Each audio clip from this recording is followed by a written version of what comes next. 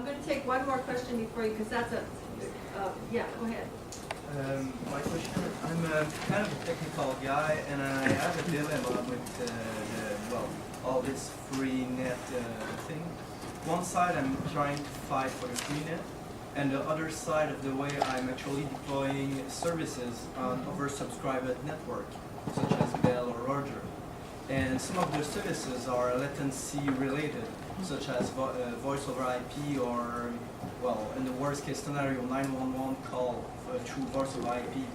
So as on one side I'm fighting for the free net, but on the other side I want those services to be throttled, to go in front of all other services. So I kind of wonder what's the panel take on this situation. Answers to those two? Anybody? I was going to quickly say that I think we can look at a lot of different countries for different kinds of examples. We talked about the Australian example. I mean, the truth of the matter is that the terrific deals that you can get in Paris are a function of the open sewer system, which makes it very cheap to lay fiber, which is why you can get 30 different competitors in the marketplace. It has nothing to do with competition authorities. It has strictly to do with it's cheap and easy to lay fiber, so you can offer that up. And frankly, I'm amazed that we're talking about the United States as being a great model of what we ought to follow. I mean, I think the U.S. So with respect, Howard, U.S. speeds suck too. I mean, they're facing some of the same kinds of issues we're facing. They got slightly better fiber to the home, but they aren't Japan, they aren't South Korea, they aren't even Sweden. I mean, they're not even in any close to that kind of ballpark. So the truth of the matter is that if you take a look at each of these countries, there are different kinds of experiences. In South Korea, they work very closely with their ICT, the government, the ICT industry, and the building industry work very close together as a way to try to build that kind of infrastructure out. I'm not sure whether we need an answer to the question about structural separation. I'm not sure that we're there yet in Canada. But I think we do have our own unique set of characteristics, including the kind of market concentration that we see taking place, which is not necessarily emulated in a lot of other places. And we need to think about the kinds of solutions that reflect our marketplace first and foremost. I'll respond and sort of just do a general wrap-up because I'm afraid we're going to have to go. So it's time, gentlemen, time. I think the issues here are, I mean, really fascinating tonight, and the fact that people are so knowledgeable and engaged. I think we're way further down this road than I sometimes used. Well, I was thinking when I came in. The big issues, like the long-term where we should be in that, I think we got to start as to where we are now. You know, we've got to move some baby steps down the road in a way of making change, and then we can. Around beers late at night, we can talk about what the world should look like, but engaging politicians is great, and I don't want to give Paul Dewar a whole lot of extra work because I think we're in his riding now.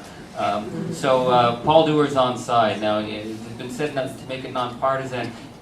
To make anything happen, you're going to have to engage a number of different politicians and a number of different players, and you're going to have to use different language at different times. Because you're in the sales job now. You're selling people on the need to get involved in public policy, in innovation, and moving us forward.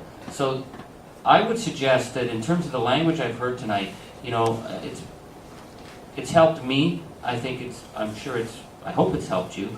But we need to not just engage politicians. We need to engage the education community. What are they thinking about? Frame this if you're from education. Do you know how affected your every element of your operation is if we don't have a plan going forward? Engage the medical community. The amount of medical information. Where are your hospitals going to be?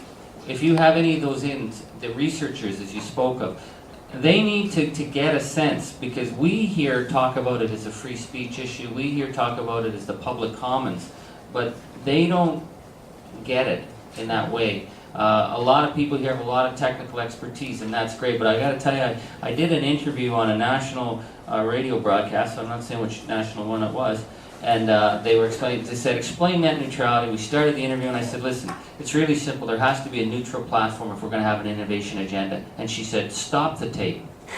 She said, we're going to start over and you're going to speak English. I thought, here's a guy, I don't even know what Rocky's talking about. I just know when it works. And that language threw her off. But you know, when you say, listen, it's about competition. It's about access. It's about making sure every kid has to do their homework. And doing homework is online. And if you're not being able to have access, you know, it's the simple things that people get. So I know I'm rambling here, but I think this has been a great forum. I think we've got a real team here to go out, but you have to start engaging those other social players so that they get it, so they start pushing politicians, and then start an agenda on the issues like the spectrum sale. When you ask a politician, what's your position on the spectrum sale? Yes, sir, I'm going to get back to you on that. That's an excellent question. They're going to say to their legislative assistant, what the heck's a spectrum? But these decisions are being made. That's why, you know, what's come up here tonight, these are issues. When you meet, you should ask to meet your politician face to face and have some questions you want answers to.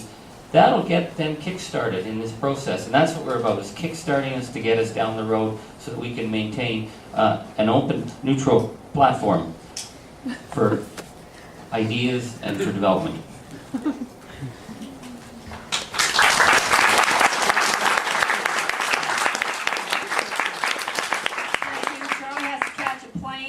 The rest of us are going to be physically taken out of here if we don't leave by 9 o'clock.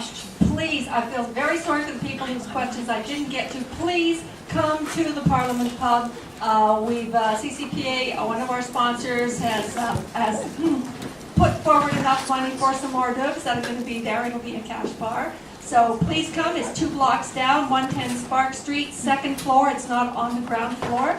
Thank you very much for everybody for coming here, for sharing your ideas. Thank you very much for the panelists and special guests. And I hope we'll see you over there starting at 9 o'clock at the Parliament Club. Thank you. Thank you.